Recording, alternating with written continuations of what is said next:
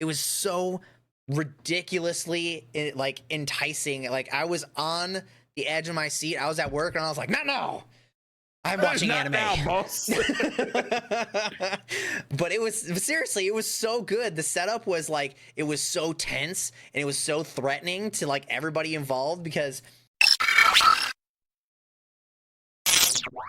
Hey, what's up, everybody? It's your boys, and we are back with the the 40th episode of the DNAnime podcast, and I hope you guys are excited. I actually watched anime this week. Woo! I know. Everybody give Mr. Crows a round of applause. Woohoo! For the first time in like 20 episodes, Crow has watched some new anime. It is crazy. But before we get into the juicy meat of the podcast, where I watched and did some anime, if you guys are watching this podcast live on YouTube, please help you boys out. Give us a like, give us a subscribe. Come check us out. Go back to the previous episodes. They all good too. Go check them out. It's always a good time. We also do this podcast live on twitch.tv. If you guys want to be here live and be able to, you can have a little cameo in the little box down there. You can come hang out with us live on twitch.tv/beautiful_crow or Vic Seal. That would also be in the comment section below. And also, update, you can also listen to us live while you're in commute to work, while you're washing your dishes, while you're eating your fishes, whatever you're doing, all up in your ear holes, because I know not all of you guys are suckers and will get YouTube Premium like I do, so you can be able to lock your phone while you're listening to stuff, so you can listen to the video in the audio podcasting realm.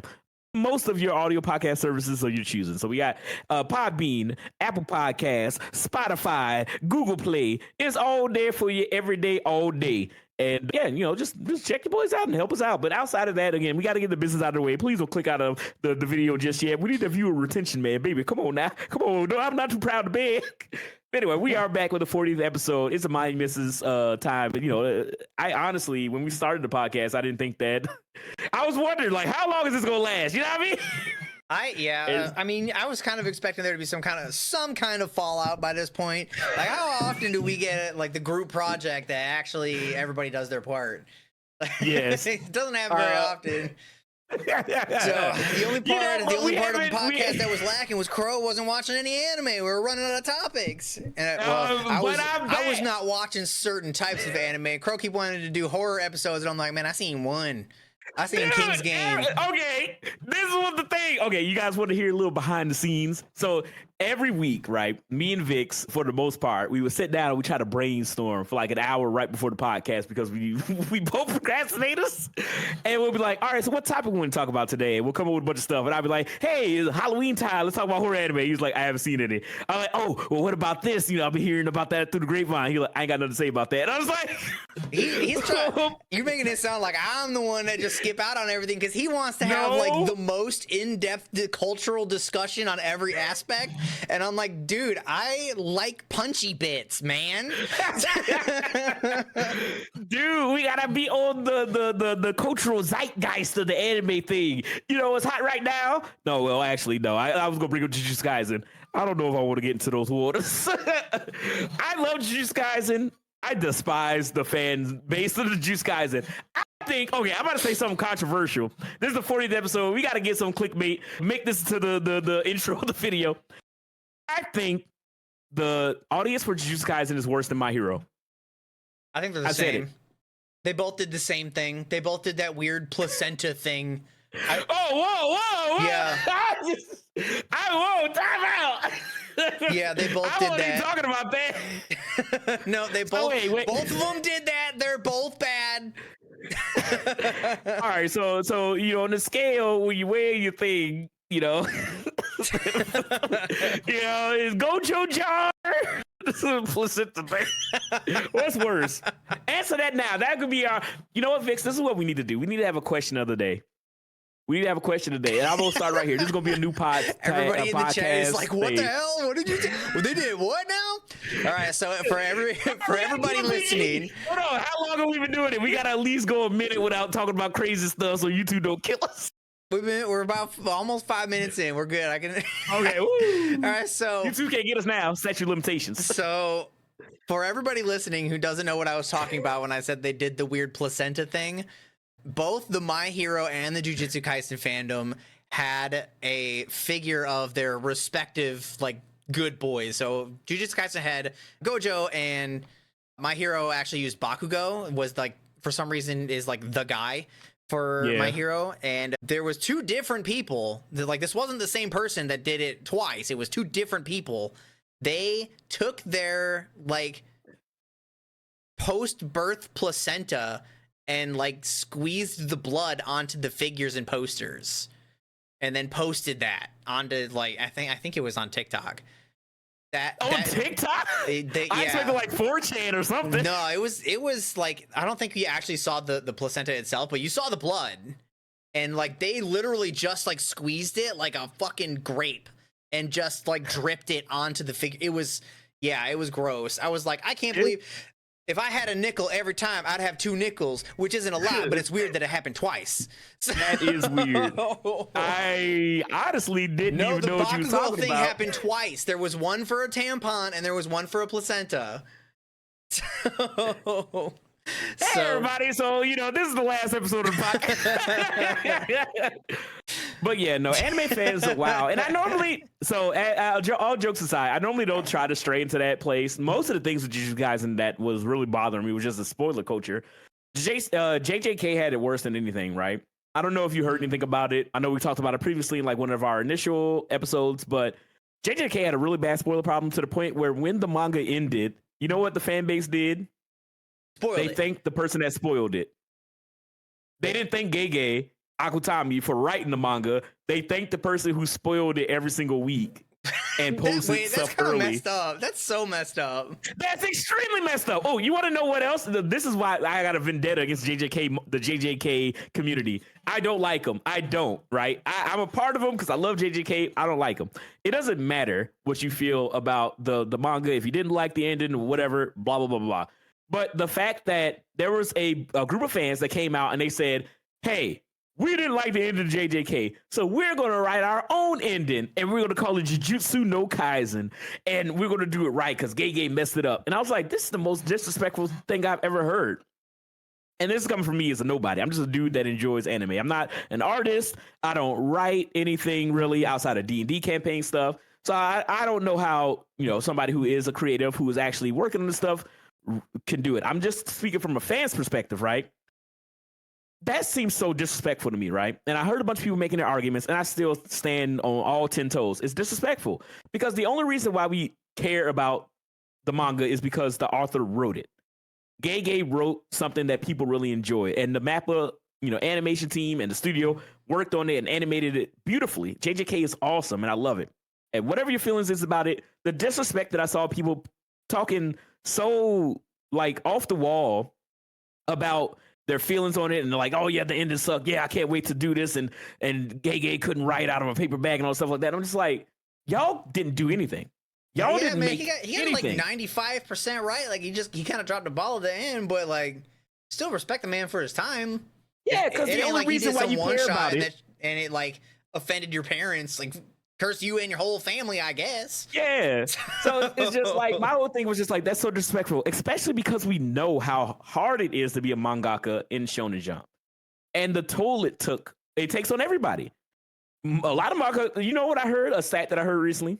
The average age for a Shonen Jump mangaka is 62.5. Old. Most of them don't even get to retirement age. That's how stressful the job is. That's how hard it is. They go time without their family. Well, I could have told you that they don't make it very long, because every time you start seeing them, like, you're like, oh yeah, this series is awesome. Make it to 100 chapters. You're like, are you gonna make it? I need to know now if you're gonna be bedridden. They just announced that D. Grayman's author, like, he had what, cancer or something? Yeah, I don't think I think he's still alive, but he is like out of commission. I'm sure D. Grayman has been on hiatus for a bazillion years. Just say it's canceled. I love D. Grayman, but dude, you're not coming back. It's hard. You ain't coming back. It's hard keeping hope alive. What you got to go through, what he has to go through right now, he's not coming back. And even if he makes it out the other side, just go relax, man. You did good enough. I'll take it. Take what I got. Yeah, and so You want to know? Okay, I'm gonna circle it back around. Then I got a couple more things to say. Well, first thing first, obviously Hunter x Hunter is another one, but they just announced that they're doing 50 new chapters of Hunter x Hunter. They're working on them now and they're pushing them out. They just got done with the current batch. They just wrapped up and they're all released now. Now he's working on the next batch. So we'll see how that goes. You know what's really Hunter unfortunate? Hunter is in a better spot than it's been for years. You know what's really unfortunate is Hunter x Hunter, the last like 100-something chapters has been such a freaking snooze fest. I ain't even reading it anymore. Yeah, I struggled through it. I struggled through it for about 100 chapters, and I was like, I can't. They won't get off this fucking boat. What do you mean? It's a big whale. It was like Kurapika broke every freaking rule of Emperor Time, and then was like, "Yeah, I'm not gonna get off this boat for 180 chapters." And I'm like, I can't listen to him talk about these 9 princes anymore. I can't. I want to actually check it out. I mean, I sat through 7 real world years of boat rides, so maybe I can deal with it. I don't know. I'm mostly just curious. But anyway, to go back to Jujutsu Kaisen, right? So those fans that said they were gonna make their own manga and come up with their own ending of JJK called Jujutsu no Kaisen. The first chapter came out, and it was garbage. Oh, I bet. It was terrible. The artwork is weird. It looks like it may be AI generated. You can tell they traced a bunch of stuff from not Jujutsu the Kaisen AI. manga. The AI, they traced. The writing is like it's written by a 5-year-old is so bad. So everybody clowned on it as soon as it came out. And I'm just like, that's what I'm talking about. It's like you're going to disrespect the person that created the thing that we all enjoy. And then you go, like, I'm going to do it better. And then use all of their work, their goodwill that he put forward and made Jujutsu Kaisen. It'd be like, I'm going to complete it right. And then completely ruin it. I'm just like fan stories and stuff, but if you're doing it for the specific purpose of spite, it was the intent. Yeah, I was like, yeah. If your reason was like, you suck, let me do it, I think you need to take a step back. You need to look a little bit inward. You're not a good person. Exactly. And that's why I was all for everybody clowning on them. But yeah, it's just the intent. I'm all for fan work. I've written fan fiction. I've written here's my Naruto ninja character that has this ability, and here's his jutsu, and he's part of this village, and all the kind of stuff like that. I'm sure we all have, even if it's just like headcanon stuff in your head where you're just imagining what a ninja, what character in this universe would be. You know what I mean? And that just bugged me. I really didn't like that. I really enjoy anime and manga. I know from a plethora of interviews, going to conventions, hearing people talk, the commitment and dedication and the time and effort that people take to make the stuff that we enjoy. And while it's not always perfect, and we got to deal with stuff like Togashi being sick, or most of the manga chapters of Hunter x Hunter just being text and little scribble characters, he's putting his body on the line and he's not in good health, and there's a reason for it. So even if you don't like it and you drop it, like Vix, did, still don't be disrespectful. You still gotta out. respect them for their time. Like, obviously, especially for some of them, like Jujutsu Kaisen, Hunter x Hunter, people love it. They have become like household names. You can't just be. It'll never go in your favor if you're just like, nah, you suck. You're literally going to get an army after you. So like, just. I don't know, just stay in your lane, I guess. Like, it's not that, first of all, it's not that big of a deal. If you don't like it, there's infinite manga out right now. Go read something else. There's something out there. What's one that's similar to Jujutsu Kaisen? Go check out Zombie Powder. Zombie Powder was, you remember Zombie Powder? You probably haven't heard of it. It's Kubo's first work. That was first published work. Wait, really? Yeah. It was on at the time. It was on the Shonen Jump app for a while. I don't know if it's still there, but it was only like 26 chapters. I don't know if it ever got finished, but it's not all out on Shonen Jump. But yeah, I went back and I read the 26 chapters, and it had a lot of potential. I'm almost mad that I didn't get to see the rest of it. But when you read it, you can see in like every character, you're like, yeah, that makes sense. I can see him. Yep, that's his style. You see like Ichigo and all their sharper faces. You can tell that it's Kubo's artwork. You're like, yes, I see where this came from. Bleach is more fleshed out. Bleach, I think, was probably better than Zombie Powder, but man, Zombie Powder was a little bit more probably on the darker side than Bleach, but not too much. It wasn't like berserk, gory, death, murder, everything or nothing. It was just you felt a little less safe in Zombie Powder than you did in Bleach. Like, in most of the time for Bleach, you're like, no one's gonna die until the 1,000-Year Blood War arc, where they were just like to the first person that showed themselves on screen. Yeah. But yeah, like, you can just go read other things. Jujutsu Kaisen is a unique series, but if you don't like it, then you don't want it again, obviously. So read something similar. If it was like scratching an itch, like look at the tags, look at the genres. You want it to be like horror, supernatural. What's another one? What's a similar one that's like supernatural but not like really? If you don't like the fighting part, Inspector, if you've never seen that one, is really good. It's like Sherlock Holmes but anime. It's like they took Sherlock Holmes and hit him with a Japanizing beam. You see, you remember that meme from like 30 years ago where they just Japanize everything, and it's just like the girl shooting the beam, and whatever it hits just turns into like a small anime girl. Inspector.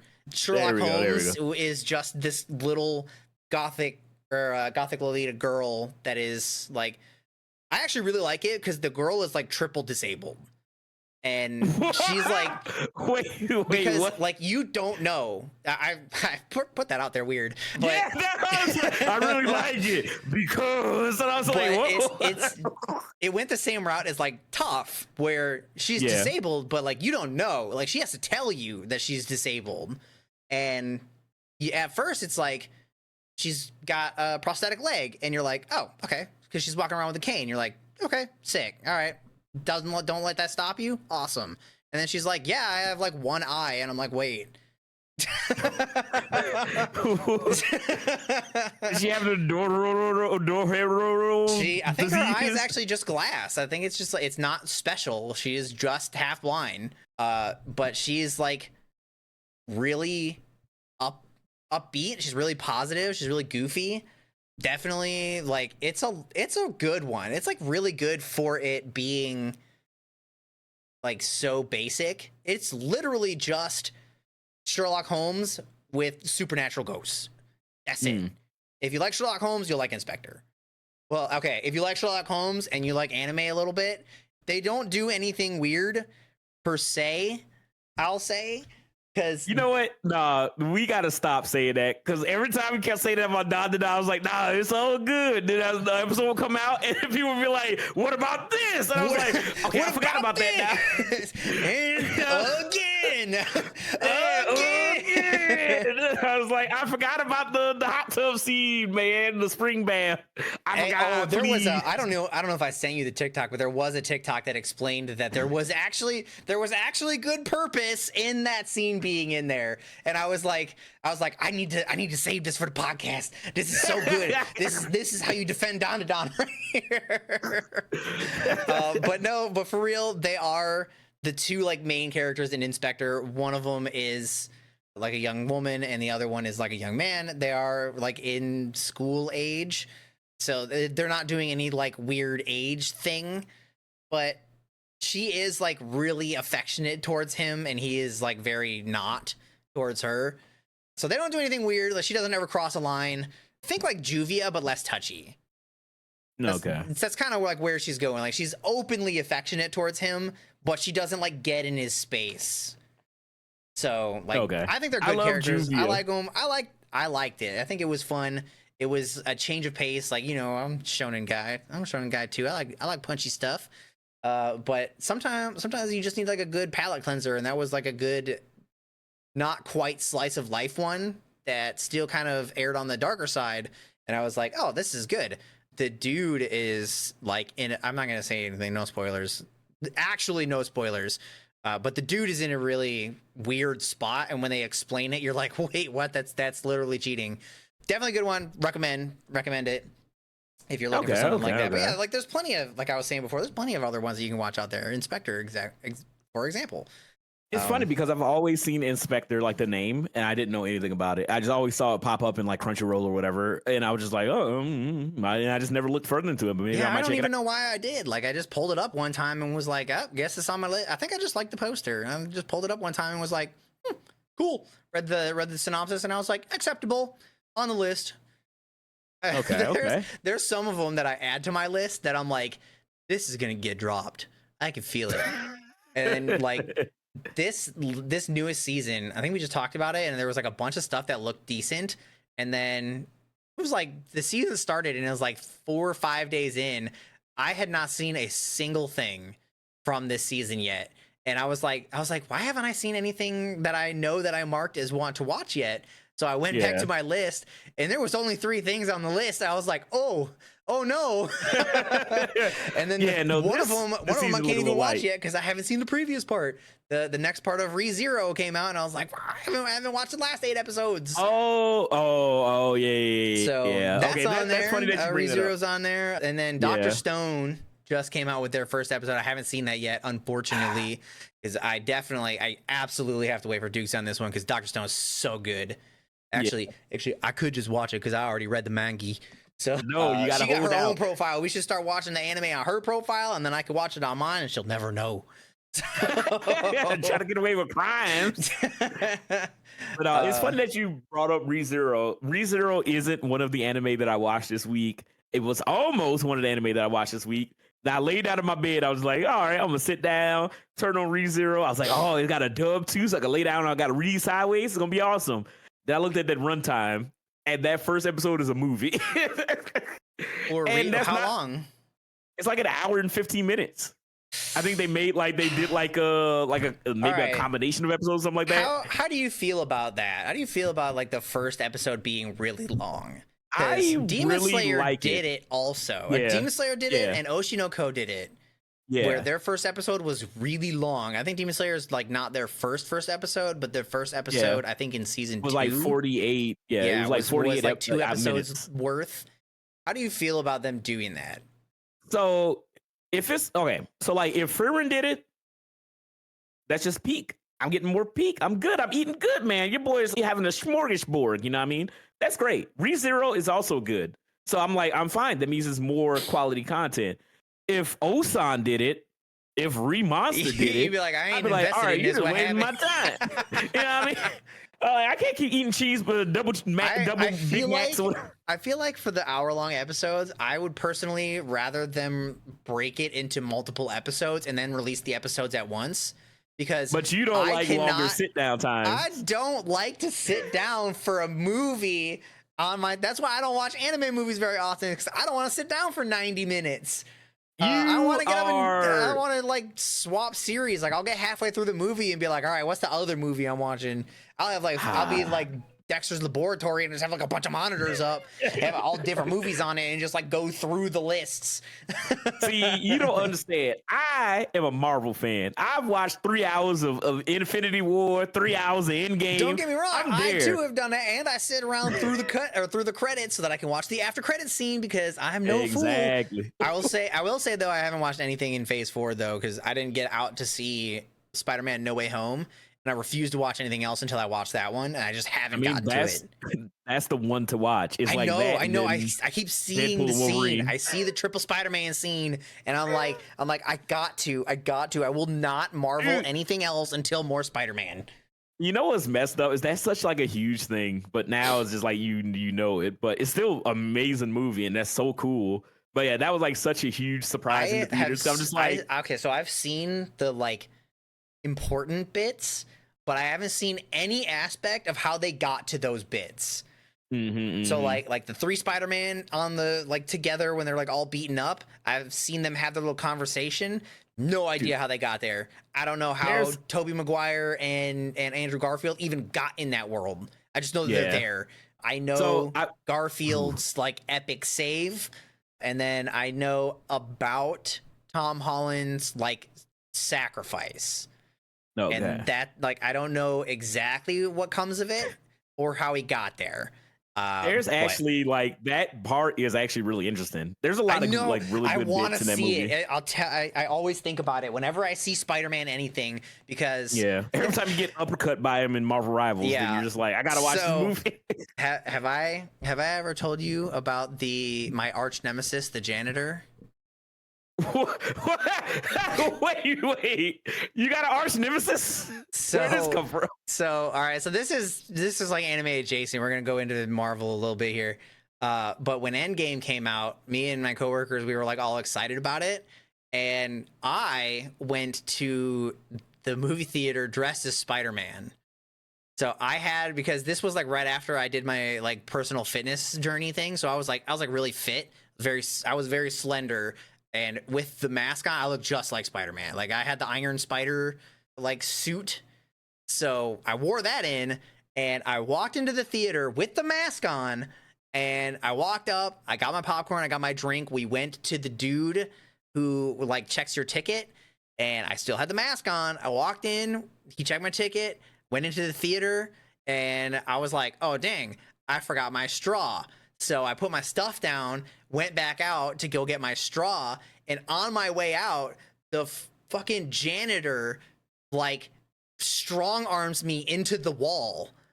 And like, wait, what? Like he puts his arm out in front of me, and I was like, oh my bad. And I tried to walk around him, and he grabs me and bends my arm back and pushes me up against the wall. And I'm like, wait, what's happening right now? And then he drags me up to the manager's booth, like at the very entrance. And he's like, who let this kid in here? And I was like, what the fuck is going on right now? And they're like, no masks. And I'm like, there's no sign that says no masks. And I looked at the guy, and he looked at me, and he was like, no masks. And I was like, okay, I'll take the mask off. I didn't see any signs. And he's like, all right, let him go. And I was like, what just happened? Yeah. Yeah, again, I think that's because, I mean, that's crazy that all he had to say was, hey man, no mask. And I'd been like, oh, chill. And I would have just taken the mask off. Yeah. But he didn't say anything. He just stopped me, and I thought I bumped into him. It's like, again, this is America.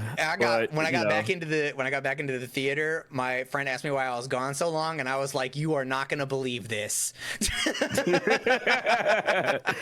Dude, now you got to become evil and take down that dude. We always joke about my arch nemesis is the janitor now, because like he wasn't even like an usher or anything. Like if that was like his job, I would have been like, all right, like fine. Security or something like that. Like he just was sweeping floors. Like he abandoned his post. He left his broom behind. And I had never been so confused. Like it happened so fast. I had never been so confused in my life. I was like, I don't know what's happening, because nobody said anything. Nobody said anything. I just said, I bumped into him. I said, sorry, bro. I backed up, tried to walk past him, and it was over. I was like, it was over. I was like, huh? He was like, I've been training for this day. To put Spider-Man in the figure 4 leg lock. But yeah, well, that's I've never heard that story. That's why. Yeah, but yeah, sometimes you hear that I've been through some shit. I've been through some shit. I've been through the walls back. Just hey. Actually, there was a time where I went through a wall. That's a story for another time. Oh, what? That's a story for another time. I got one more in the back pocket. You'll have to remind me later. That one's so far removed from anime though. Like I can't even say it's like adjacent. Yeah, not really. I mean, there's a Japanese Spider-Man show that came out like the 80s or something like that. He had like a Megazordon thing or whatever it is. Japanese Spider-Man. So it's kind of bring it back around. Japanese Spider-Man is actually in the Spider-Verse comic book, which is hilarious because he has this Gundam robot and he's like dies. I think it's called like Leopardon. I don't know how that's related to Spider-Man at all. Like they were just like, yeah, Spider-Man, he's a Power Ranger. Yeah, I was like, what is going? Anyway, whatever. But all right, let's bring it back around. Let's talk about some anime. So the first anime I want to talk about that I watched this week, outside of ReZero, because I didn't watch it. I was like, I don't have time for this. It's like midnight. So I was like, I'll watch it whenever I get time to sit down and watch a movie. But instead, what I did end up watching was Sakamoto Days. I figured I'd talk about this first because you haven't watched it yet. So I'm not going to say anything about what happens. I don't know. Have you read Sakamoto Days? What happens. I know the candy thing. I know the dudes. Oh yeah, that was everywhere. So it was funny because when you were talking about like I was getting the Jujutsu Kaisen spoiler treatment, that shit coming out seconds after the episode drops. Yeah, it was everywhere on TikTok. That's one thing I will be happy when TikTok is gone, that I won't be randomly spoiled by people who are just like overzealous with posting whole movies on there. I'm just like, come on now. But yeah, I sat down and I watched Sakamoto Days. I'm a huge fan of Sakamoto Days. I don't even remember. Oh, wait, actually, no. I'm about to tell you the story about how I started to read Sakamoto Days. Literally, I'm a huge fan of, well, I guess I can just say Keanu Reeves in general, because I love The Matrix. I love all his films. John Constantine's great, even though he's a terrible John Constantine. But I really like Keanu Reeves. And I'm a huge fan of the John Wick films. And if somebody just made a comment saying Sakamoto Days is anime John Wick, but if John Wick was fat and it's got comedy elements, and I was like, what if Keanu was fat and animated? Send yeah. it. And I started reading because I seen it was one screenshot. This is how you normally get me. If you ever want me to watch anime or read a manga, just show me a cool fight. And just one. Yeah, that's it. That's all you gotta do. It ain't even gotta be a whole fight. If you just show me Yuji fighting Chozo in season 2 of Jujutsu Kaisen, I would be in. I got a scene for you to look at then from this week. This week's anime. I'm gonna let you finish, but I specifically didn't post in the Discord because I wanted to talk about this on the podcast. Okay, perfect. Then I'll go over Sakamoto Days, then you tell me about that. But I saw one of the early fights of Sakamoto Days, and the manga is drawn beautifully. It's such a weird juxtaposition because if you look at Sakamoto Days, Taro Sakamoto, the main character, I'll give you a brief synopsis. He was one of the best hitmen ever, but he retired and left the hitman life behind because he fell in love and he got married. And we talked about Sakamoto Days, but he got married, had a kid, and he just sets up, his convenience store shop that he runs with his family. And he's just a retired hitman, and he got fat over the years raising his daughter.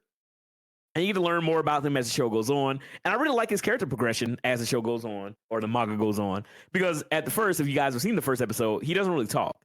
He normally thinks. Just a little bit. Because of talks a little to the guy that he was fighting with, but I don't know what he says beyond that. He seemed pretty. He hit that emotionless page, or he just don't say nothing. Yeah, he doesn't really say anything, and because this is a mild spoiler, but the character Shin, impossible. I can't believe spoilers. You cannot talk. Anyway, one of the fuck it, I'll just spoil it. Mild spoiler. I'll put my hand up. Mild spoiler for Sakamoto Days. So the character that he meets in the first 5 seconds of the show, Shin, he has the ability to read minds, and he reads Sakamoto's minds, which leads to one of the funniest gags in the show, especially early on, because Sakamoto, he's a hitman, so he just imagines stuff, which is really funny. But one of the things is that early Sakamoto Days, he doesn't really talk. Shin just talks for him, and he just reads his mind. So that's normally how he talks. He just think whatever he wants to say to him, which is also leads to a bunch of funny gags. All right, hand down, spoilers done. But yeah, so he doesn't really talk a lot, but then later on he talks a little bit more. But he's very stoic as a character. But it's just the funny juxtaposition of this dude is an incredible hitman, and he's still built like a brick shit house. But he's just very fat, and he got a little gray mustache, and that's it, and his long ponytail, and it's hilarious. I like how because his he does mustache the coolest shit. Is as big as mine is, but it covers his mouth somehow, and then there's he's got no beard, so it's his mouth is just this little rectangle, a little bit wider than a rectangle. Pretty much, because I was thinking, do you ever see his mouth? But I don't think you do. Only when you see him slim do you see his mouth. Sakamoto, I can't wait to talk more about it. It's kind of like DNAnime. I'm so excited to just talk about it every single week because I really, really enjoy Sakamoto Days.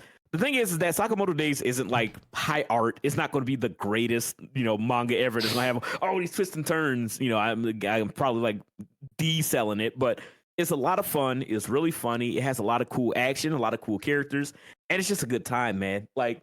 It's a manga that I'm always excited to sit down and read, because it's just fun, and you get to see this weird, insane world of hitman and assassins as they kind of go to town. If you like Spy Family, but you want it to be a little bit more serious into the world of spies and assassins, I would highly recommend Sakamoto Days because it has that same charm. It has that same love and impact with Sakamoto and his family. And also at the same time, you get a bunch of cool action scenes from not just Sakamoto, but a bunch of the other characters. And I think once they started to introduce some more of the cast of characters, you're really going to get some enjoyment of it. Now, there's been a little controversy online, right? So before Sakamoto Days came out, there was some stuff that was leaked. Again, Sakamoto Days is another Netflix anime. So kind of like DNAnime, some of the beginning, the opening got leaked, and some of the first episode got leaked, right? And so when the anime opening got leaked, a lot of people were just like, oh, this animation, right? And we talked about it. The animation studio is the same one that did Dr. Stone. So I was I was excited because I like Dr. Stone's animation. I think it looks great. I really enjoy Dr. Stone. I think it's a solid production team, right? I watched the first 2 episodes of Sakamoto Days, and I think it looks great. Yeah, from the clips that I saw of him fighting, I don't have any complaints. It looks smooth. It's obviously it's not One Piece where they're fighting Big Mom or nothing, but it's it's above average. It's definitely good. I would say is fully above take Fairy it. Tail. Yeah, it's Yeah. good. It's good animation. It's just solid. Like if I say Fairy Tail is just like the normal standard, like good animation, Yeah. Sakamoto Days is like a part of that level, maybe a little bit better. So I I'd say really it's probably a enjoyed little it. better. Fairy Tail abuses their still frames a lot. They go with They a lot of do. emotion. That's my over one it. thing with Fairy When Tail. I was watching back the 100-year arc, I was like, this definitely feels exactly like old Fairy Tail. But now that I'm older, I see these still frames. You're not gonna make Blue Lock season 2, and then like I'm not gonna recognize still frames anymore. So... Dude, that's the thing that killed me because I love Fairy Tail, right? There is a lot of that. Like the impact still frame where it's like they punch somebody and they wind up and then the punch is the still frame, which is like, oh, the impact. I was like, oh, and then come like on, man. after the still frame, then they animate the exit part. So like Yeah, just the hit itself is a still frame. I think that is like how they do it. Is they in games it's called hit stop, and the hit stop feels really good. So Fairy Tail kind of does that in like animation form, and it's like good, but it's like it's like not bad. once you. I'm sorry for everybody who hadn't noticed at this point, but now that I've mentioned it, you'll never not see it. But yeah, it's just noticeable. It's just noticeable. But yeah, it's not Jujutsu Kaisen, it's not Demon Slayer, but I think a lot of people got a little spoiled. It's the greed they used to talk about in the Bible. We got really, really good anime like Fury and everything like that, where it's animated amazing. It's like these shows should be movies, like they're animated so well. But not everything has to be that to be good, man. I think you're comparing apple to oranges. I think Sakamoto Days is amazing, is incredible. Highly, highly, highly recommended. There's 2 episodes out. It's on Netflix. Go give it a watch if you guys have Netflix. Is one of my favorite mangas to read, and there's some really cold moments. I'm really excited to see where they go because at the end of the day, Sakamoto does look like a fat clown, but he is not one to mess with, dude. He is not. He does the coolest shit. He does the coolest shit, and once you get into his gimmick, because his gimmick isn't being fat, because that's just a part of him. Just you'll find out all the stuff that happened with him in his backstory or whatever. It's a plot. It's a ploy. But there's another gimmick that is also really fun. But yeah, if you just want to see some cool fights, some heartwarming action, some really fun characters, and some hilarious gags, watch Sakamoto Days. Now, Vix, what were you gonna bring up? So before I bring that up, you mentioned Frieren twice now, and I wanted to ask if you've seen the recommendation that Frieren herself gave for a different manga. No, wait, what was this? I saw an article for it. I had to. That's what I was typing a second ago. Was I just had to look up what the manga was. So apparently they made it so that Frieren, like Frieren herself, like the character, not the voice actor, the character. Yeah, not like it wasn't the author doing it.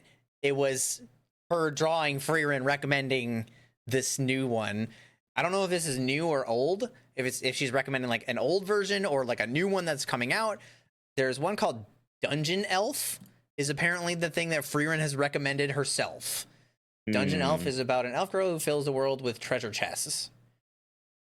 Simple, basic. So she's the one that puts it. She's Santa Claus. The one that puts all she's booty. fantasy Santa Claus. Yeah, like you go into a dungeon and there's a chest in there. Dungeon Elf.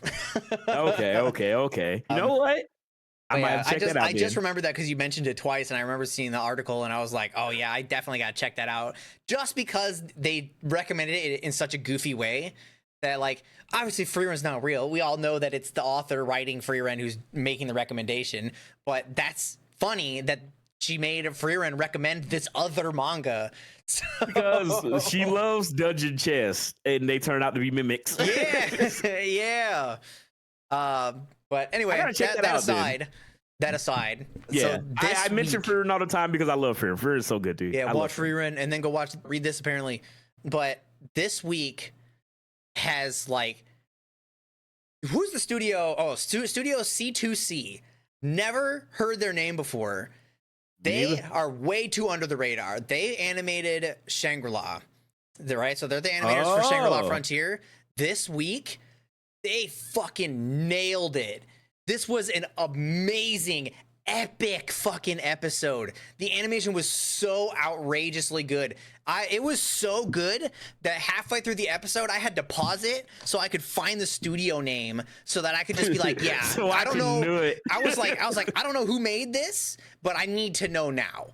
And Studio C2C, and they made, no, I forgot what the other things they made. I know they made World End.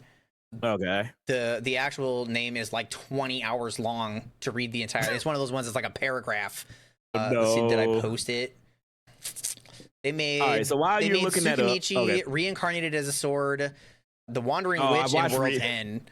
So, and those are like funny. 4 of them that are like notably well animated. And I was like, how does nobody know this studio name? Like, I've never heard anybody bring it up. But with Shangri-La's latest episode, that was absolutely wild. Like, they made the entire series is good from start to right now.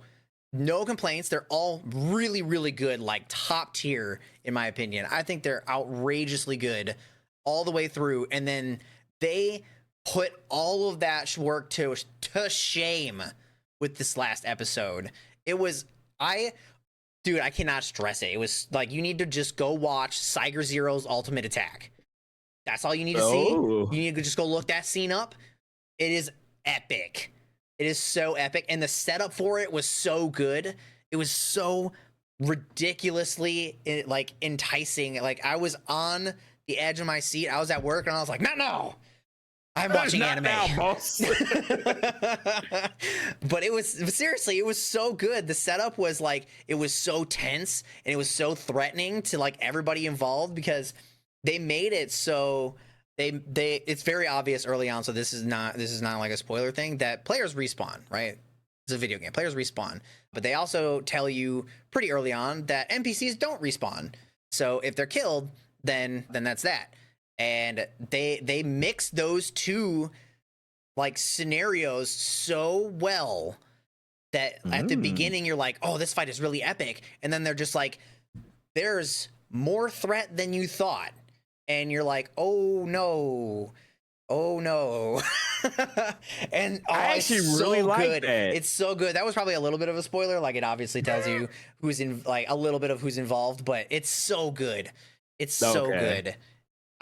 Okay, because I really love Shangri-La Frontier. I know we've been singing Shangri-La's praise since season 1, and it's so good, dude. And every time, I don't know how much if you've seen any of it. I know you mentioned you're gonna watch a lot. Go watch it. Go watch at least that scene. You said earlier, show me one fight scene that is really good.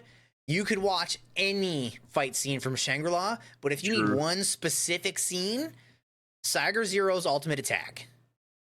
Okay. That's it. I want to get caught up with Shangri-La Frontier because I really enjoy it. I didn't expect it. I know a lot of people in the community recommended it to me, and I was like, all right, I'll check it out. And when he put on the VR thing and there was no like, you die in the game, you die in real life, I was like, oh, what's the stakes going to be? And then I just fell in love with the characters, the world, and then it's actually so outrageously good for not having stakes. Yeah. Like, I am more drawn into Shangri-La with no stakes than I was with Sword Art with life on the line. I don't know how they did it. I don't give a shit if they respawn or not. I don't care. It's so it good. Is so good. I know. Oh my gosh, Nova. I think about it every time that I'm like, Shangri-La is so good. I think about it every time I'm like, oh my god, Nova saved my ass here. He was like, trust me, it's good. And I was like, I don't know, man, Bird Mask, dude. I think it's just gonna be weird. But dude, it is so much better than freaking Bird Mask. And I love it so much. I love it so much. I can't wait for it to be finished so I can actually say things. Yeah. I'm going to try to catch up. I'm watching anime now. I'm taking some time back from everything else I'm doing to just sit back and chill and watch some anime. But yes, Shangri-La Frontier is on my list, as well as DNAnime Season 5, so I can catch up with that as well because I'm a little behind. Because I haven't watched anything and I haven't really seen anything. I just keep seeing still images of stuff. And I'm just like, oh man, what happened now? So I gotta catch up. But the other anime that I watched I had to watch it. The other one that I watched this weekend was Solo Leveling. Oh yeah, the first 2 episodes of Solo Leveling is out. Too. I got to watch the new episode. So, as you guys I think I've talked about it previously on the podcast. After the first season of Solo Leveling, because I was just so into it. And I was having so much fun. And then we had, a couple people telling me like, dude, the mom was so good. I couldn't hold myself back. So I read the entire thing and it was amazing. So I was kind of wondering like, how is it going to feel, since I kind of already know what's going to happen. And I watched the first episode of Solo Leveling Season 2 and I was just like, oh my God, I'm so happy this is back. The first episode was so good. I was So like, good, dude. yes, they nailed it. And you know, the opening was sung by what are they called? Stray Kids. Stray Kids featuring Lisa. Stray Kids and then Lisa, yeah. Yeah, and I was like, yes, this opening is good too. Because you know, sometimes like the opening is kind of terrible and it just kind of kills your mood for it. So I'm always glad when, even if I don't continue to watch it after the first one, I always watch the first one. Don't make me regret that. But this time it was good. It was good. I won't say it's like the best thing ever. It's like no Fire Force openings or like no Black Clover openings, but it's good. I would watch it. I would watch it on repeat. But season 2 episode 1 was really good, and then season 2 episode 2 was. Did you see episode 2? Yeah, I did. 2. Okay, it was amazing. Good. It was so clean. I don't know if you're watching it dubbed or subbed, or if dub is even out right now. I watch it subbed. I don't know if it's dubbed yet. Dude, this sub voice actor is so good for Jinwoo. Is so good. Because I watched the first season. I think you probably watched it both, because I watched it subbed and then I watched some episodes dubbed. Yeah, because I wanted to hear it, because I think Alex Lee. Yeah, I really like him as a voice actor. I think he's good as a voice. I think he's really good as a voice actor. But the guy doing the Japanese voice for Jinwoo is like, I can't imagine, like, it's so spot on. Yeah, that's the thing that really like pushes me towards sub all the time, is like I don't know how they like nitpick it, but so often they make it so that the voice actors are like spot on for their characters. And then, like we've mentioned before, the English dubs, they seem to try to match the voice actor and not the character. And so they end up with this like weird disconnect feeling, which is why I lean towards sub personally. Some people don't pick up on that, and some people don't mind it. So they watch dubs because they have other things to do, I guess. That's what I keep getting told. I just like watching dubs. I don't mind it too much. Some aren't as good as others, but it is nice to be able to watch it and not have to focus too hard. Definitely, Solo Leveling is like, it's one of the few in a long time that I've been like, you know what? No, they did great. They did great. Yeah. I don't have any complaints with them. It is just slightly not as good as the Japanese voice actor. But if you're like, no, I watch dub, I'd be like, it's good, isn't it? Isn't it good? Yeah. Solo Leveling is killing it right now. Like, Solo Leveling is amazing. I'm so glad too. After Tower of God, I was like, no, you can't I was like, you can't just take the season 2 and then just dump it and just be like, oh, okay, well, Manhwa had a good run. Time to end it. Yeah. That's rough. So I'm very happy that Sun Jin-woo is back. Again, don't put a gun to my head and tell me to name any other character, because I can't. It's like Sun Jin, that's about it. I can name his current strongest shadow. Iron. Yeah. That's about it. I also know that the guild leader is D rank. So yeah, I'll learn their names at some point. Once TikTok is going, I'm gonna have to learn a bunch of new stuff about different cultures. But no, like I've been loving Solo Leveling. I'm so glad that it's back. I had to watch it. We were doing like a whole weekly watch along when the first season was coming out. It was just me and like whoever would just come in while I was watching it in the Discord. But it's so good, dude. I can't. Because again, I normally try to keep up. I didn't do it much last season. I just felt like I was just doing too much. But normally every season of every anime season, I normally try to watch the big ones, like a Frieren or a Dandadan. Like I have to keep up with the best of the best. So I'm really excited to watch Solo Leveling, Sakamoto Days, and Shangri-La Frontier, and to catch up on the stuff that I passed on because I just wasn't watching anime. But I'm so glad that Solo Leveling is killing it, because it's honestly holding manhwa on its shoulders right now. Because again, we talked about it before. Tower of God, God of High School weren't that great. I mean, they were, the first 3 episodes the worst God of High School was all right. The worst part about all of the manhwa that came out that like just kind of shit the bed, is that they all had visible potential. Even without knowing the manhwa, you knew that was good in its source material, and then like by the end of it you felt confused and you're like, no, something happened here. Yeah, and they just botch it. So because I heard about Tower of God and God of High School for years, kind of like Solo Leveling, we were about to like, oh my god, you got to check these out, and I just never did because I was too busy reading Naruto like a fucking dork. And I was a normal weeb at the time. So and then I started branching out to manhwa, and it was mostly the manhwa that are like actual manga, so they're like black and white. They're kind of like laid out the same.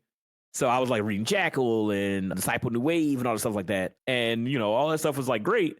And then Sunken Rock was also like my big one. So I was like, oh yeah, I read manhwa. I'm cool. I'm hip, but I never read those. So I was like excited up because my class. I'm now ascended right now. I am now exactly. My eyes have been opened. Here I am, Sakamoto. But my whole thing was that too much Marvel Rivals. I've been playing too much Marvel Rivals, man. I've been learning strange. But anyway, I'll keep it on anime. Even though Marvel Rivals is very anime, that Marvel Rivals first like launch trailer theme is literally just the "Be My Hero 2" song from My Hero Academia. Hero 2, but I swear it sounds anyway, whatever. But Solo Leveling, the reason why I want Solo Leveling to succeed is one, that it's really good. I read the entire thing and I know it's good. There's some things, I'm not saying Solo Leveling is perfect because I do got some gripes with it, but all in all, this thing is amazing, and I want people to enjoy it, and I want it to be good because my main thing was back when I was like, an edgier, youthful Crow. I was like, I'm so tired of anime tropes. So tired of dude falling down the flight of stairs and falling to some titties and all stuff like that. I'm tired of everything being in high school. And when I was reading manhwa, I was like, oh, this feels like anime, but it's different. Yes, it doesn't have all this stuff. Yes. Yeah. I can actually say I want them to be together and it not be illegal. Yeah, I know. It's like Sunjin Woo's an adult, even though in the most recent episode there was a little bit of that, but it's handled perfectly. Just wait. But yeah, no, like I almost went a little weird there, but they're manhwa, not manga. They went the right way. Exactly. So it's really good and it's doing well, and I'm hoping that will lead to more adaptations of manhwa. Like I just want more adaptations that we can enjoy and get different stories from different cultures. I feel like China's been getting a couple of them with the rise of Genshin, in all honesty, and different gacha games. I feel like we're getting some of those. I forget what it is, but I sat down with one of the homies, Ra, in a Discord, and he showed me like a bunch of these cool like animated Chinese films, and it's one where it's like this dude, it's not Sun Wukong, but it felt like that because it's like really, really cool. It was like this Chinese martial arts animated film of this dude fighting in the subway on this train, and like they had like special powers. I don't remember the name, but it was really, really cool, and I want to check it out. And it was cool because it's like, oh, it's got like the flair and the style and the fights of anime, but it's like this watercolor art style where it looks like a Chinese, like something like you would see like the Chinese dragon, and it's like water paint. Yeah, it looks like that. My just like favorite poster that's hung up in my room right now is the black and white ink painting, and the ones that are really good have like the little red accents. So yes. That's my favorite like art. That's like my favorite style. It looks so good. It's so sick. That's why when I was playing Ghost of Tsushima, I was so happy to unlock the Kurosawa mode because I was just like, oh, it's like all black and white. And then the blood is the red accent and everything like that. I was like, dude, it's so cool. I love Ghost of Tsushima. I'm so excited for Yote. But anyway, I can only get so hard. But yeah, it's really cool. So I'm very excited that we can hopefully get more animated projects from other cultures. That will be very, very cool. Obviously, it feels like anime is becoming so popular. It's flooding American markets. We got a Suicide Squad anime. You know, I mean, we got this everything's up for grabs now. We used to think that it was like there was like a formula you had to follow, and then they just started releasing crazy stuff like vending machines and Suicide Squad. Anything's up for grabs. Yeah, when you brought up the I got reincarnated as a sword, I actually watched that. I dropped it because I was just like, what is going on? I heard it was actually like, really good. It's on my to watch list, but it's on High Dive. Oh yeah, I think that was like Don Machi and that were like the reasons why I had High Dive. No, actually it was Eminence of Shadow, which I need to go back and finish. I don't have High Dive anymore. But yeah, I started watching it, and I just like, again, in typical Isekai fashion, it was like, oh, little slave girl and slave. I was like, why is it slavery all the time? But yeah, you know, I probably should go back and watch it, but I just was like, all right, come on, man, formulaic all the time. But you know, that's why we got Solo Leveling. They're following the formula. they got the Krusty Krab secret formula. But yeah, so I've been really enjoying Solo Leveling. I'm glad that it's back. It is great. It wasn't that much of a gap in between. I don't know when Solo Leveling ended, but I feel like there was so much good stuff to watch. It didn't feel like that long of a gap between season 1 and season 2, and I'm glad that it's back. One season, 1 or 2 seasons, wasn't it? It wasn't too long. It was just one season. So one season came out, and I was like, great, and then now it's back. So I'm happy. It was almost worrisome because it's like one season, you're like, oh no, are they cutting corners? You too soon. You sure you don't want to give it like another 3 seasons or something? You know what's wild? That since I read the manhwa, now I'm in that spot where I'm just like, oh, they cut content. And then I'm watching episodes like, oh, they didn't put this in. Oh, they changed this. You know, I'm just like, oh, I don't want to be that guy. That's why I always watch it first and then read it. Because I don't want to be that guy. I don't want to be the one that's like, it's not as good as the source material. Because then I'll just remember that for forever. And it's just going to sour the whole experience. And I'm like, I don't want that. But I will say this. Sword leveling, solo leveling is as good. Even though some things have changed, even though some things are cut, I still think it holds up and it's amazing. But if you guys want to read the manhwa, you get more bits, you get more dialogue, you get more behind the scenes looks at certain things of characters' mental states. But I still think that the anime does an amazing job really hammering home those points, and all the important bits are there. So I don't think that you're really losing too much. But yeah, I am that guy now. So if they do cut something that I'm like, but this guy, no, this is like Remonster all over again. No. Solo leveling is great. Watch solo leveling. It is fantastic, dude. I'm so excited to just get hyped and talk about it as we keep up with the shows. Because I promise you, it's my New Year's restitution. I will be watching more anime. So there is one series that I started this season that I don't know how I feel about it. I think it kind of sucks, but like, but I like don't hate it. So starters, animated by Mappa. So it's like, it already looks good. That's what's holding me in there. Our resident Nova brought it up that Mappa was making their own anime. It was called Zenshu. And I was like, he said it was potentially not that great. So I was like, I kind of want to see it. I want to see what an animation studio does to create their own anime. And so I started watching it. And I don't understand where they were going with this. Even in the show, they tell you the name of a like series that exists within the confines of that show that nobody likes. And they're like, yeah, this series sucks. And then that's where the show takes place, is inside that series. So they like isekai'd the animator into the worst series in the world. Wait, it has an isekai thing? Yeah, well, I don't like the isekai that happened either. It was really dumb. She was like it was first episode, like 5 minutes in, she's just like drawing, and then she goes and gets like a clam meal that the company provided, and apparently the clams were bad, so she just keels over and dies. I was like, I wasn't even sure she was dead. Like, I don't even know what was happening. Okay, that just seemed like a cry for help. So, I mean, if you guys don't know, Mappa is notorious for its poor working conditions. They take on a lot of projects and they really treat the animation staff terribly. And it's well known by now. There's been a lot of interviews with different animators overseas as well as in America. There's been some American animators that have been working on projects like Jujutsu Kaisen Season 2 and other Mappa shows that have really talked about like how the management is just very bad. So having a show about an animator working herself to death, and talk about how bad the company is. See, that's the part that got me, though, is I know where they were going with the overwork thing, but they didn't like show it very well because like I've only seen one clip. It was her like going crazy drawing, which is like irrelevant to how she dies. That's all I've seen so far of the show. So I didn't know anything else. And we're 1-2 episodes in, and it's already been reused. And I was like, wow, all right. They show her actively choosing to take on all of these extra projects. So they weren't pushing it on her. She was taking it. Like people would come up because she was the like keyframe animator. And people would come up and be like, how is this? And she'd be like, fix it. And they're like, how do you want me to fix it? And she's like, I'll do it. And then, like the president comes in, specifically says that that there were clam meals mixed in that have gone bad and need to be removed.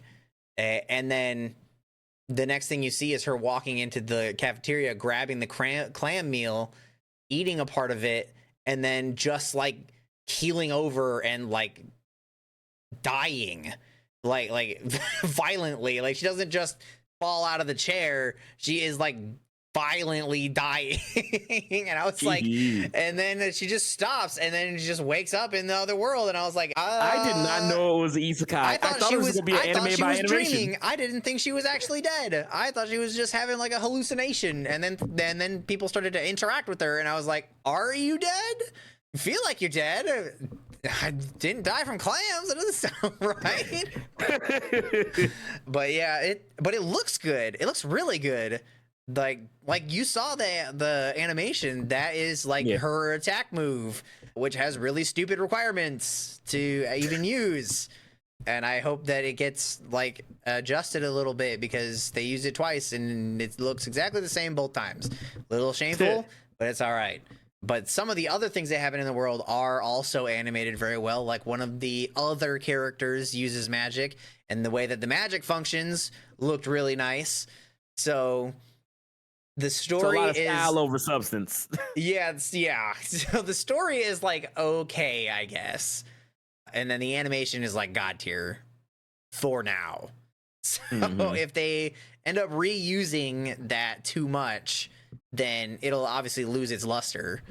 But for now, the drawing on the little tablet thing or the paper is kind of sick. But just don't overdo it. That's all they need to do. Just mix it up a little bit. Yeah, let them rest. Let them rest a little bit. Chill. I don't know why they decided to take on a project such as creating a new anime. Yeah. When they were already overworked into oblivion. I don't know what's going on behind the scenes there. Maybe they have like a contract with somebody, but gambling debts. Feel like that, yeah. Maybe feel like that wasn't probably the best option. And as I don't really know the like inner workings of how an anime like is turned into an anime. But there's no storyboard for this one. Like you can't just grab the source material and be like, this is the route we need to go. They gotta come up with it. Did they hire somebody to write this? Is it like an intern? Is it like a veteran? Like what are we talking about here? I don't know anything about the background for this. So we can only hope that it goes in the right direction, because part of the reason that the series sucked was like the way that the characters ended up going through the series. But because she's now there and people interact with her, how will things change? Will this series continue to suck? We don't know. Find out next time on Zenshu Keyframe Animator. But I'll keep my eyes on it. I don't dislike it enough to drop it yet. I've been finding it more and more difficult. Is it better than Osan? Story-wise, no. Story-wise, no, not really. Like, I don't even know what the story was. So Osan collectively across the board was like a 6.5 to 7 or so. Pretty like middle of the road. With Zenshu, their story feels like a 4, but their animation is like a 9. So, dang. So they kind of end up averaging about the same, but story wise, Zenshu does. I don't like it very much. Okay. I'm not like a in-depth lore reader or anything, so maybe something's just going over my head that I'm not getting. I am very much a go by vibes type person. And these vibes suck. Isekai, man. It ain't that deep. So I'll keep my eyes on it. But I will say though, I've been more reluctant to pick up anime that I feel like I might drop, because for some reason I'm starting to feel bad when I drop it. I'll get like 3 episodes in and I'll be like, no, this deserves better than this. And then I'll just totally keep watching it and be like, this is awful. I hate this, but I have to watch it. I'm just like, that means more time to do other things. I just move on. They put so much effort into this. Their blood, sweat, and tears are in this. I gotta watch it. I mean, I do understand that. It was one thing that is a bit like a bugbear for me, is I hate not finishing something. Yeah. Like if I start something, I want to finish it, even if it is bad, because like at least I just want to know like where it goes, and then finish it, and then I just like, if it's bad, I just don't think about it anymore. Yeah, move on to the next thing. Yeah, but as I've gotten older, it's just like I don't have a lot of free time, so I'm just like, but now it's like some things have happened, especially this last season, that it's like I have to go to the end. Because Blue Lock Season 2, Episode 14 happened. Dude, I can't believe it. The entire time you were just like, this is terrible. I'm so mad. The U20 match got to be good. You got the U20, and you're just like, this is bad too. And then for them to just turn it around at the end. The one episode they were like, oh yeah, all those frames that we just cut out of the other ones, they're in this episode. And you're like, no, it into the last now I episode. gotta watch 14 episodes of trash. Dude, now I gotta go back and watch Blue Lock. I just want to see the. I just want to see the whiplash. I almost don't want to. It almost feels like if I go and watch it now, I feel like my weeb card is gonna be taken because it's like I didn't stick with it through thick and thin, and then now I'm paying the price because like everybody else who got rewarded for sticking with it, and I'm like, no, I can't go back for the carrot. The stick is broken. Don't do it. No, I mean that was extraneous, quite the turnaround. Man. Yeah, like because it's like now I can't so drop bad. any series ever because that happens. No, that's not how that works. That is not how that works. But I mean, I'm glad that obviously because Blue Lock was awesome, and I love Blue Lock. I thought the first season was great, and it really sucked that the second season was handled the way it was by management or an animation company or whatever whoever made the decision to pretty much cut those corners. It sucked. And I'm glad that the fans of Blue Lock who did stick through it because they enjoyed it, they got to see a really cool payoff at the end. Maybe that might turn some heads. I should have been there. I should have trusted. I left it on my watch list for 10 episodes. And I was like, I'm going to start it. And I was like, no, I'm not. 10 episodes in, I was like, I can't bring myself to go back and watch it now. So I took it off the list, and they're like, ha, gotcha. And I was like, no, I fell for it. I fell in the pitfall. I wasn't looking. That's how to get you. But yeah, so I mean that's cool, man. That's cool. And hopefully, if you guys didn't know, if you guys dropped Blue Lock and you're like, oh, it was terrible, just slideshow and poor animation, and the ball wasn't even spinning. Well, hopefully, we will be able to be that place that will tell you, like, hey, man, go back. It's worth it. There was, that meme of the guy digging underground with the pickaxe, and he stops, he turns around right before the diamonds. That's what I'm saying. Yeah. I can't drop any series ever. Instead of a bunch of trash bags, it's just a bunch of terribly animated steel frames of Blue Lock. I'll be like the anime version of Shangri-La, where like I only watch trash anime, and it's just like the worse it gets, the better my experience is. I'm like, yes. Oh no! Then one day, Frieren season 2 comes out, and you can finally watch a good anime. I mean, I can give you a bunch of terrible anime. What is the worst one? What is the worst anime I've probably seen? I know what mine is because I remember having like an immediate like a moment of confusion that I was just like, this can't be real.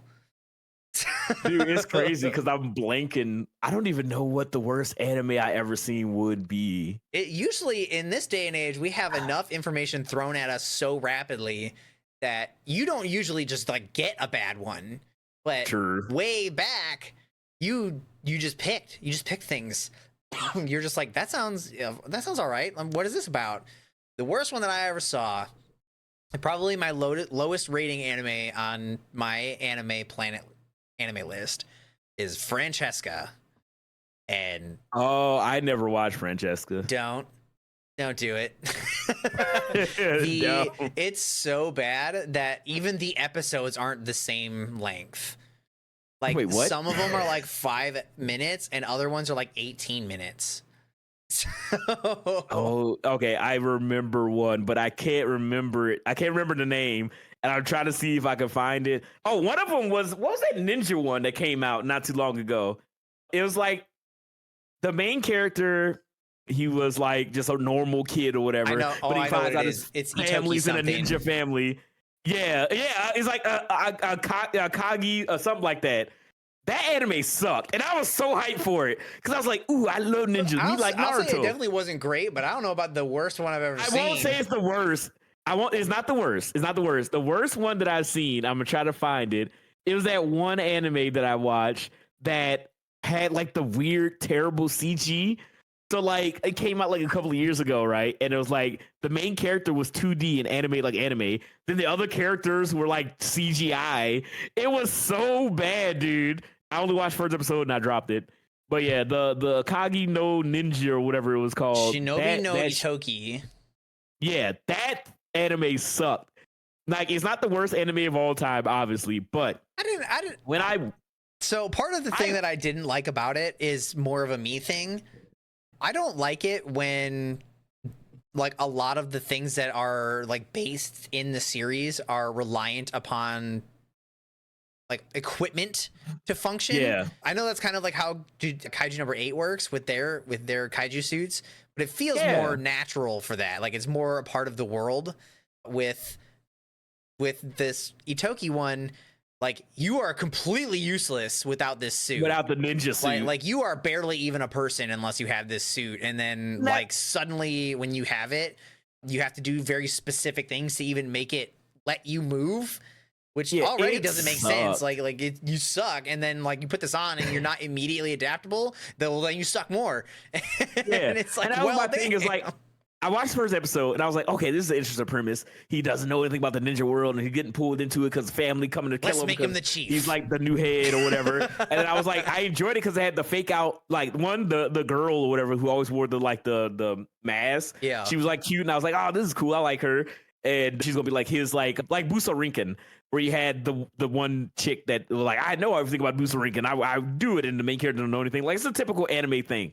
Right. And then it was the funny bit at the beginning where he almost got ran over, but then he did like the big like ninja flip over the car because he's good at gymnastics. Yeah, I was waiting for him to just like unleash the sick moves, but he was like just a dude. Yeah. The whole time. It was they even gave him sick ninja abilities and he was still like just a dude, but faster. Yeah, he sucked. Like, and this shit was boring. And I was like, I don't care about this, so I dropped it. So that's the only thing I can think of. And an X-Arm is the other anime I was talking about that just looked like that one I ass. think does go into a lot of people's like worst anime ever was X-Arm. It just looked disgusting. Came out and I was like, this looks a little weird, but I'm like, I'm sure somebody likes it. And then just for the next like year, all I heard was people talking trash about it. And I was like, oh my God, what happened? Oh, what happened here? Yeah, I know that it was just so fucking bad. But you know what is my number one? Oh my God, I'm looking at the list. My number one worst anime ever is 2016 fucking Berserk. No, it's on both sides of your list. I hate that shit. It's my favorite manga of all time, and I love Berserk. But then the fucking CGI anime was fucking trash, and it's the greatest thing ever, and they ruined it. And we talked about it obviously on the past in the podcast. It came up on this list, and I had a visceral reaction. I was just like, why would you put Berserk on here? And I remembered, it's the 2016 one. And I was like, yeah, that shit is garbage. It's not even like it's the worst thing ever. I wouldn't say it's the worst anime ever, but for it to be the source material being Berserk, which is so good, and then it being like the worst, ugliest, cheaply made, I would say is worse than Blue Lock Season 2. Watching Guts Cartman off the screen. I mean, at least Blue Lock Season 2, although it was a bunch of still frames, at least the still frames looked pretty. Yeah, that shit looked terrible. Just ugly A-pose Guts just bouncing off the screen, man. But yeah, it's terrible. I would say for me personally, that was just like an affront as me as a fan. It felt like they kicked me in my balls. So Nova mentioned Pupa, and then I had to look it up. And usually there's like some naysayers that are just like, no, it was actually good. This thing on my enemy list is trash. An average user rating of over 106,000 users rated it a 3 or lower. Oh no. That's pretty bad. That's pretty rough. So, I haven't seen Pupa, but I don't know what. I've heard of it. I don't know what would it. have made this like so bad. All right, we both got to watch it. Wait a minute! I already see the problem. Oh, I already see the problem. Studio Dean. Wait, what else has Studio Dean done? 7 Deadly Frames. Damn. Damn indeed. Well, with that big like wet fart of a note, we're going to wrap up the podcast for today. Hopefully you guys enjoyed the big 4-0 episode of the DNAnime podcast. Hope you guys enjoyed it. Hope you guys had a good time. If you did enjoy it, then hit us with that old thumbs up on the YouTube video. Give us a subscribe. You got to let us know down in the comments below what you thought of the episode. What would be your favorite? Well, actually, I don't even remember what I said I was going to make a new segment of like the question of the podcast, and then I don't remember what I said. But hey, if you guys want to let us know what episodes of or what anime that you've been watching this season, have you been checking out Solo Leveling? Have you checked out Sakamoto Days? Are you watching something that we haven't even talked about and you want to recommend it to us? Let us know in the comment below. Join the conversation, man. If you listen to it on the audio podcast realm, Give us a review. 5-star review. Let us know how we doing. Help us out here in the mean streets of the podcasting world. Again, I'm just going to say this, and maybe this is something else you guys can leave in the comments below. I think we're one of the few anime podcasts on a podcast service, and there's not that many. And I find that to be crazy. So I hope you guys are enjoying it. I hope you guys are liking it. And we're trying to keep it anime, man. We don't want to be trying to clickbait you. Be like, hey, it's an anime podcast. And I'm talking about my new sneakers, my new shoes. You know what I mean? We talk about anime because we love this. Share your love with us in the comments below and also letting us know how we're doing as an anime podcast. Outside of that, we will see you guys next week with the 41st episode of the DNAnime podcast. We're going to talk about some more stuff. I will be watching anime. I'm making this promise to you guys. If I don't, Vix can come up with a punishment game. That's like a real Japanese thing to do, right? A punishment game that I have to do for you guys. I've we'll seen make some that YouTube video that you might not appreciate very much. Oh my God. Bailiff, whack his pee-pee. Jarvis, put him in the wall. Oh no. But yeah, we will be back with some more Don the Don nonsense. Some more Don Machi talking about, there we go, raise the counter. We had to bring it up one time this podcast. And we'll be back giving you guys all our hard fighting anime action. Hopefully see you guys then. Have a good night. Have a good time. And we'll see you next week.